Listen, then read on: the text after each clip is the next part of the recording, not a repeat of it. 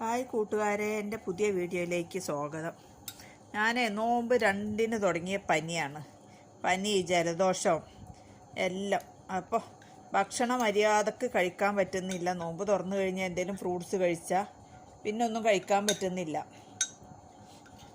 അങ്ങനെ ഭയങ്കര ബുദ്ധിമുട്ട്. ചുമ എന്ന് പറഞ്ഞാൽ ഒരു രക്ഷയില്ലാത്ത ചുമയാണ് കേട്ടോ. ചുമച്ച് പുറം മൊത്തം വേദനിക്കുകയാണ്, വയറിൽ നീര് വീണ്.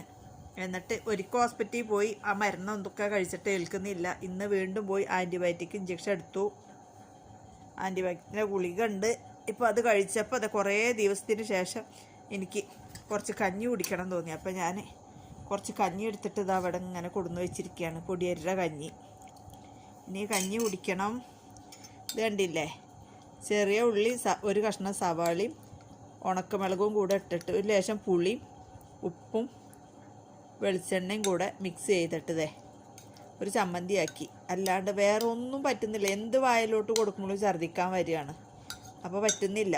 ഇനി ഇത് കഴിച്ച് നോക്കട്ടെ എങ്ങനെ സംഭവം. അച്ചാറും ഉണ്ടെങ്കിൽ സൂപ്പറാണ്. അച്ചാർ ഇനിയിപ്പോൾ തിന്നണ്ട എന്ന് കരുതിയിട്ടൊക്കെ കൂടെ വയറ് സുഖമില്ലാണ്ടിരിക്കുകയല്ലേ. വിനാഗിരി വിടുമ്പോൾ ഇനി അത് പ്രശ്നം. ഇതാവുമ്പോൾ പിന്നെ വലിയ വിഷയമില്ലല്ലോ. അങ്ങനെ ചമ്മന്തി കഞ്ഞി കുടിക്കട്ടെ കൂട്ടുകാരെ.